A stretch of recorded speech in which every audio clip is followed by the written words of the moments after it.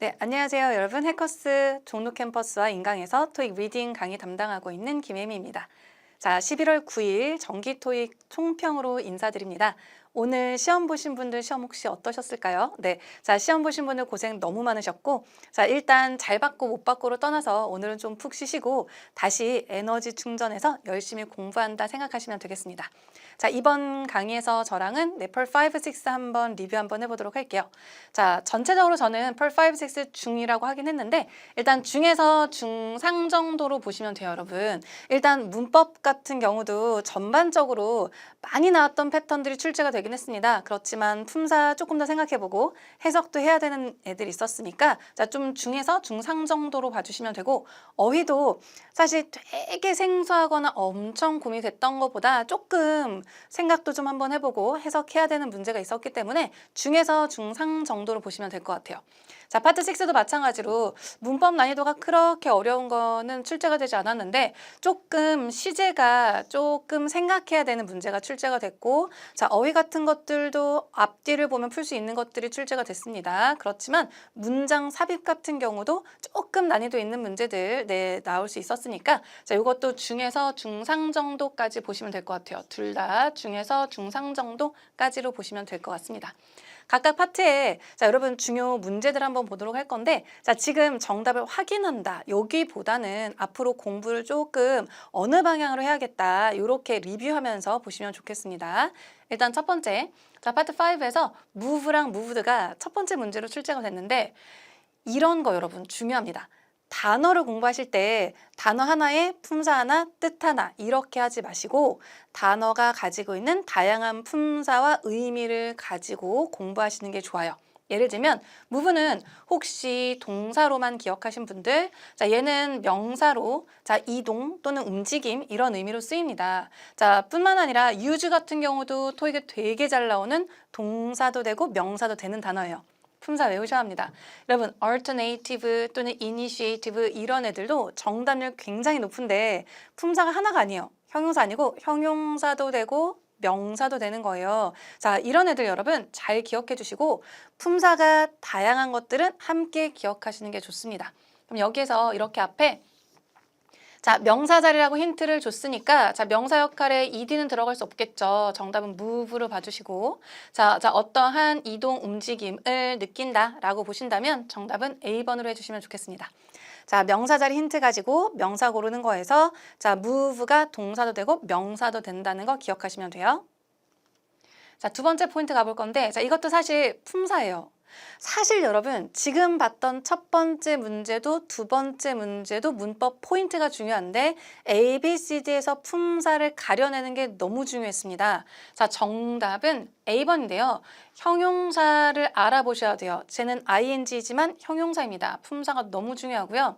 자, 이렇게 명사 앞에서 이렇게 명사를 수식할 수 있는 건 형용사가 됩니다.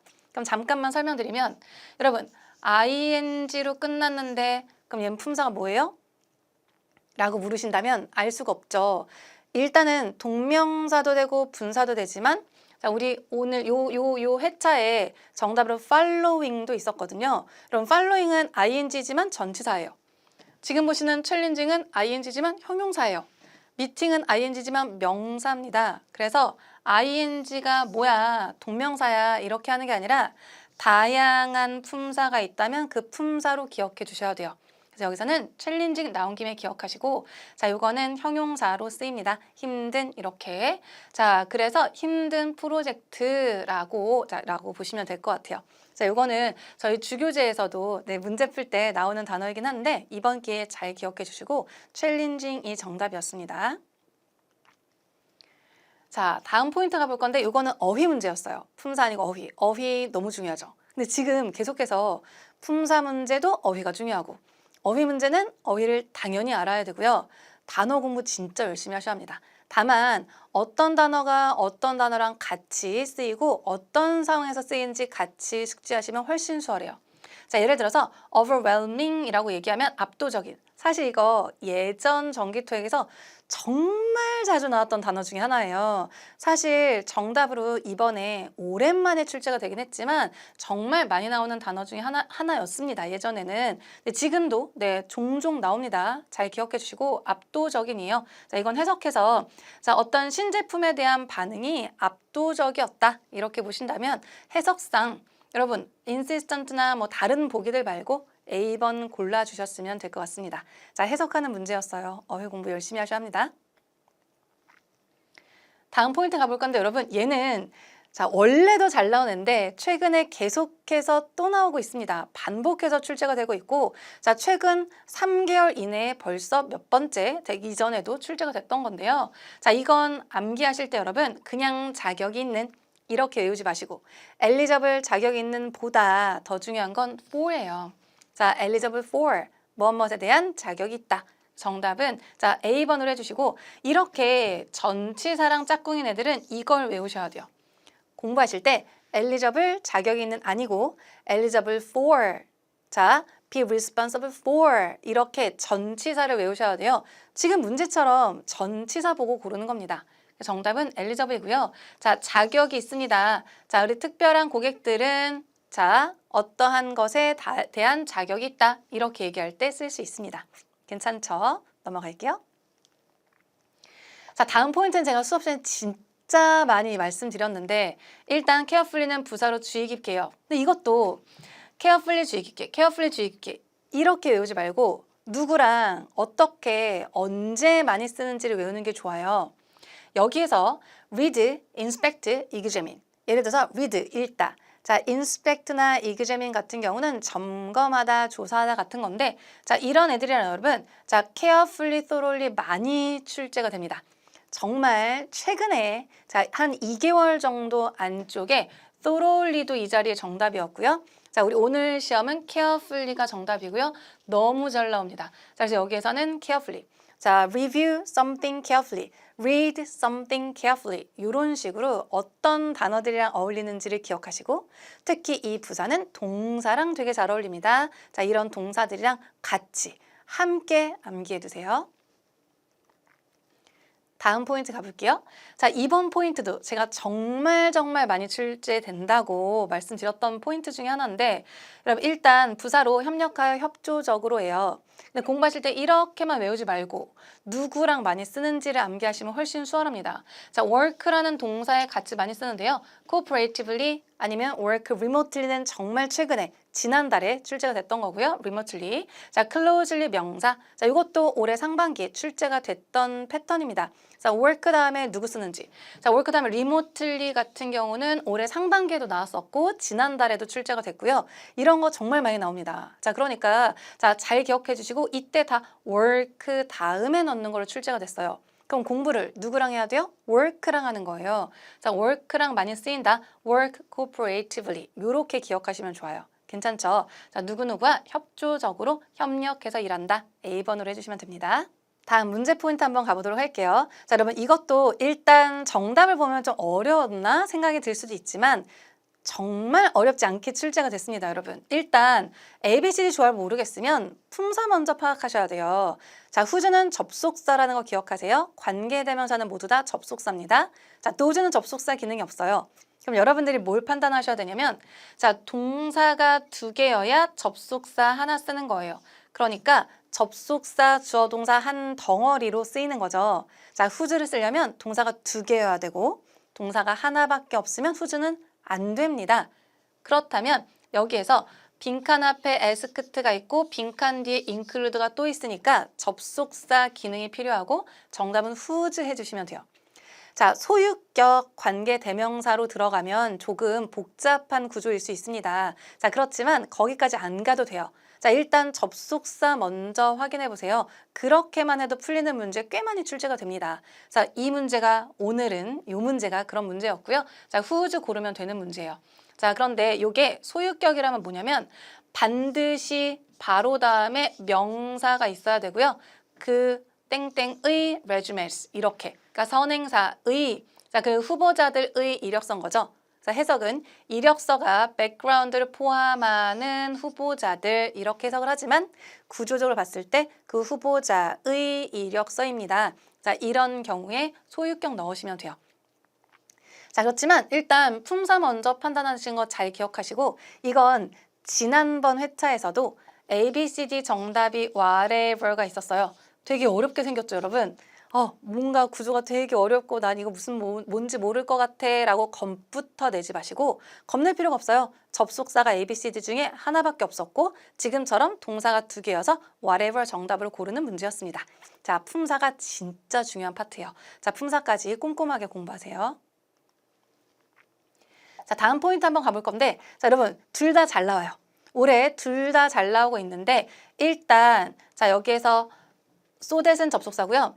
자, once는 접속사도 되고 부사도 됩니다. 자, 그렇다면 동사가 몇 개인지 세야 되는데 자, 여기 동사가 2개니까 접속사 자리예요. 자, 그렇다면 이렇게 접속사가 여러 가지 나왔다면 해석까지 하셔야 합니다. 해석 한번 해보시면 내가 그녀로부터 이야기를 들으면 내가 보내줄게 가 맞는 거지. 이야기를 어떤 말을 전해 듣기 위해서가 아니죠. 정답은 once, 일단 뭐뭐 하면 뭐뭐 할 때 이렇게 봐주시면 돼요. 그래서 once로 가시면 되겠습니다. once는 올해 계속해서 출제가 여러 차례 되고 있는데 접속사로 최근에는 많이 출제가 됐습니다. 자, 그렇지만 부사도 출제가 됩니다. 한 번이라고도 쓰이고 once a week 이렇게 한때, 자, once popular 한때 인기가 있었던 이렇게도 많이 쓰이니까 요거 자, 이렇게 품사, 그다음 쓰임, 의미까지 잘 기억해 주시면 좋아요. 자, 다음 한번 보도록 할 건데 역시나 접속사, 전사 구분부터 하는 문제였는데 일단 during은 전치사고요. 자, since는 접속사도 되고 전치사도 되는데 얘가 접속사로는 이래로 전치사는 이래로 맞습니다. 그런데 접속사일 때 때문에가 있어요. 자, since도 여러분 접속사도 되고 전치사도 되는 걸로 자, 이래로 정답률 굉장히 높아요. 근데 최근에 때문에로 출제가 됐는데요. 자, 우리 요것도 오늘도 때문에로 정답으로 출제가 됐고요. 자, 그 장소가 변경되었습니다. 자, 그 좌석의 허용치 능력, 그러니까 좌석이 너무 제한적이었기 때문에 장소가 변경이 되었다라고 보신다면 문맥상 때문에라는 의미로 since를 골라주시면 돼요. 자, 품사도 따져야 되고 해석도 조금 확인해야 되니까 시간이 조금 걸리는 문제이기도 했습니다만 평소에 해석하는 문제까지 열심히 하셨다면 충분히 맞출 수 있었습니다. 자, 다음 포인트 가볼 건데 이건 문법 포인트인데 여러분 일단 A번은 형용사고 B번은 부사인데 여러분 보세요. 지금 여기 있는 게 이렇게 보신다면 비동사 다음에 쓴 PP 분사예요. 그런데 그 사이에 들어갔죠? 일단 뭘 너무 신경 쓰지 말고 그 사이에 들어갔으면 부사가 들어가는 거고 자, 그 부사가 비교급이나 최상급이 되는 것뿐입니다. 자, 그러니까 이건 품사상 부사가 들어가야 되는 자리로 정답은 B번이고요. 더 밝게 장식되었다. 이렇게 자, 분사를 수식할 수 있는 건 부사고 자, 그 부사가 이렇게 비교급이나 최상급의 형태로 들어갈 수도 있습니다. 자, 품사가 바뀌진 않아요. 비교급, 최상급이라도 품사가 바뀌진 않으니까 품사로 푸는 문제예요. 이럴 경우 헷갈리면 그냥 모어를 빼고 생각해요. 다시 헷갈리면 모어를 빼고 빈칸에 들어가는 자리를 생각하시면 어렵지 않습니다. 괜찮을까요? 자, 정답은 brightly로 해주시면 되겠습니다. 파트 6 한번 넘어가 보도록 할게요. 파트 6도 아까 설명드렸지만 자, 중에서 중상 정도로 보시면 돼요. 사실 문법이 되게 어려운 게 나오진 않았습니다. 자, 근데 어휘나 연결어가 조금 헷갈리는 게 나오기도 했고요. 자, 문장도 조금 헷갈릴 수 있었습니다만 자, 모든 것들 오답을 조금 지우시면 맞추지 않았을까 싶습니다. 자, 이것도 중요 포인트 한번 찾아보도록 할 건데 네, 여러분 안녕하세요. 해커스토어 가시 장종훈 쌤입니다. 이제 가을에서 겨울로 넘어가는 그런 좀 차가운 좀 날씨가 좀 느껴지는데 여러분들 오늘도 토익 보느라 고생 굉장히 많으셨고 오늘 제가 여러분들에게 알려드릴 파트는 파트 7입니다. 여러분들이 토익 있잖아요. 시험 치고 나면 궁금한 것들이 많잖아요. 오늘 토익 시험이 어려웠나? 안 그럼 다른 사람들은 어떻게 봤지? 아니면 혹은 이 문제 정답은 뭐지? 나 예상 점수가 몇 점일까? 궁금하신 분들 있죠? 그런 분들은 여기 해커스 영어 홈페이지 들어오시면 됩니다. 해커스 영어 홈페이지 오시면 지금 실시간으로 정답이 업데이트 되고 있고요. 예측 점수까지 또 볼 수 있습니다. 그리고 학생분들이 가장 궁금해하는 게 뭐예요? 맞습니다. 마지막에 10문제 요거 많이 찍잖아요. 그렇죠? 선생님 저는 B로 찍었어요. C로 찍었어요. 이런 것들. 몇 문제나 맞췄을까 궁금하죠? 그런 거 궁금하시면 여기 들어오시면 됩니다. 해커스 영어 홈페이지 들어와 주시고요. 그리고 지금 저는 파트 7을 알려드릴 건데 여러분들이 궁금한 게 LC 그리고 뭐 RC 파트 5, 6도 궁금하시잖아요. 여기 들어가면 이제 모든 선생님들의 총평을 다 볼 수 있으니까 여러분들 다음 시험을 대비한다라는 생각으로 들어와 주시고 지금부터 파트 7에 대한 이야기를 좀 해보겠습니다. 지금 여기 해커스 영어 홈페이지 오면 자유 게시판이 막 뜨겁습니다. 뜨거워요 지금. 왜 그런 줄 아세요? 오늘 시험이 어려웠다 쉬웠다로 막 싸웁니다. 막 싸워. 사람들 모여가지고 막 싸워. 근데 있잖아 어차피 여러분 제가 이제 알려드릴 건데 제가 봤을 때 10월 25일 토익 시험 전국 평점은 692점이라고 이 토익 홈페이지에서 공식적으로 발표를 했습니다. 692점이라는 포인트가 어떤 거냐? 692점은요. 보통 이제 대한민국의 평점이 680점으로 마무리를 한단 말이에요. 1년 농사를 지었을 때. 그럼 그 평점보다 조금 더 높은 점수였다라는 거겠죠. 바로 지난번 시험이요. 692점이었다. 그럼 어떨 것 같아요? 다음 시험? 바로 이번 시험. 11월 9일 시험 어땠을 것 같아요? 제가 봤을 때 아직 우리가 이제 점수는 정확하게 모르겠지만 692보다는 무조건 낮을 거라고 저는 생각을 합니다. 평점이 700을 넘는다? 그런 토익 시험은 진짜 찾아보기 어렵습니다. 그러니까 여러분들 보통 이제 오늘 시험 조금 어려운 편에 속했다라고 생각해 주시면 또 마음의 위안을 얻을 수가 있는데 이게 어차피 상대평가이기 때문에 여러분들 내가 어려웠으면 얘도 어렵고 얘가 쉬웠으면 나도 쉬운 거니까 그냥 본인 페이스대로 맞춰가지고 나가면 돼요. 근데 제가 드리고 싶은 말씀은 파트 7 제가 중이라고 말했는데 제가 이제 중이라고 이제 텍스트로 총평을 딱 쳐서 이제 여러분들에게 알려드리니까 댓글로 난리가 났습니다. 선생님 어떻게 이런 시험이 중입니까? 어떻게 이런 시험이 상이 아니죠? 이런 식으로 막 많이 물어보시는데 제가 이제 여러분들 한 가지 말씀드리면 어렵다라는 거 있잖아요. 어려움이라는 거를 쪼갤 수가 있어요. 시험이 어려웠어요 라고 말하면 첫 번째, 시간이 부족했다. 두 번째, 시간은 많았음에도 불구하고 그냥 난이도 자체가 어려웠다. 그런데 이제 툭 까놓고 말해서 오늘 시험은요. 여러분들께서 시간이 부족해서 어렵다라고 느낀 분들이 좀 많을 거란 말이죠. 근데 난이도 자체는 생각보다 낮았다라는 거예요. 그러니까 결론적으로 보면 오늘 시험은 엄청나게 어려운 시험은 아니었는데 이제 파트 5나 6에서 여러분들이 시간을 좀 많이 써버리게 되면 시간이 굉장히 부족했을 거란 말이에요. 파트 7을 풀 때. 그래서 오늘은 좀 난이도가 높았던 시험이라기보다 시간이 부족해서 어려운 시험이었다라고 보시는 게 좀 더 좋을 것 같아요. 왜냐하면 제가 조금 이따 말씀드릴 건데 뭐 단일 지문, 이중 지문, 삼중 지문에서 근거 문장이 명확했어요. 이게 난이도 자체가 어려운 시험은요. 근거 문장이 안 보여요.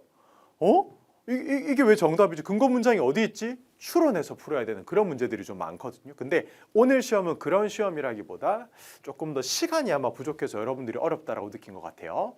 자, 잘 보시면 단일 지문과 이중, 삼중 지문을 비교해 봤을 때 이중, 삼중 지문이 조금 더 쉬웠어요.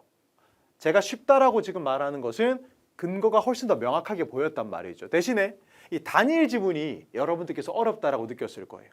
그럼 여러분 시험을 이렇게 제가 라인으로 쭉 나눴을 때 앞쪽 부분의 지문들이 어려우면요. 학생분들이 여기에 시간을 엄청 많이 써요.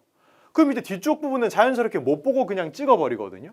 그런데 여러분들께서 오늘 정말 꾀를 좀 부려가지고 2중, 3중부터 먼저 푸셨다면 앞쪽으로 들어오면서 여러분들이 시간을 소비했기 때문에 오늘은 2중, 3중부터 푸신 분들이 점수가 조금 더 높게 나오지 않을까 생각을 해봅니다. 어제까지는 제 생각이고 점수는 뭐 나와봐야 알겠죠? 자, 그리고 여러분 눈에 띄게 좀 달라진 점은 원래 동의어 문제가 3개 정도 나오거든요. 동의어라고 하면 어떤 단어에 이렇게 따옴표 쳐놓고 이 단어랑 가장 비슷한 의미가 뭐야? 이런 거 고르는 거 있죠. 그거 원래 3개가 나오는데 오늘은 2개가 나왔어요. 그럼 그 문제 하나가 어디로 가느냐? 문장 순서 고르기. 문장 순서는 여러분들 이런 거 있잖아요. A, B, C, D 이렇게 해가지고 여러분들 다음 중 이 문장이 들어가기 가장 적합한 알맞은 장소가 어디입니까? C요, B요. 이런 식으로 물어보는 문제들이 2개나 나왔어요. 이거 원래 1개 나오거든요, 보통. 아무튼 약간 좀 바뀐 점이 이 부분이라는 거. 그래서 아마 이렇게 11월 달부터 바뀌었으면 앞으로 이제 문장 순서 고르기 문제 비중이 좀 더 올라가지 않을까 생각을 해봅니다. 그러니까 제가 이제 학생분들 현장에서 보면 요거 공부 안 하시는 분들 많은데 요거 공부하셔야 돼요. 그런데 오히려 요거 공부하면 다른 문제들보다 풀기가 훨씬 쉬워요. 추론 문제라든지 나트론 문제보다 제가 봤을 때 문장 순서 고르기가 오히려 쉬울 때가 많습니다. 명확하거든요. 글의 분위기가 바뀌는 걸 보고 타닥 넣어버리면 되니까. 자, 일단 여기까지 알려드리고 파트 7 공부 어떻게 하나요? 라고 물어보는 분들도 많던데 잘 보시면 파트 7은요. 그냥 무작정 읽어버리면 되는 게 아니에요. 우리가 지금 소설책을 읽자라고 모인 것도 아니고요. 우리가 52,000원을 내고 왜 요 소설책을 읽습니까? 아니라고. 그럼 어떻게 푼다고요? 무조건 질문부터 먼저 보고 지문으로 다시 백 하는 게 좋습니다. 질문 보고 지문으로 들어가시는 게 좋다 이겁니다. 그러니까 처음부터 무턱대고 그냥 소설책 읽듯이 읽는 게 아니라 질문 먼저 읽어. 그 다음에 이 내용을 찾아야 되겠다.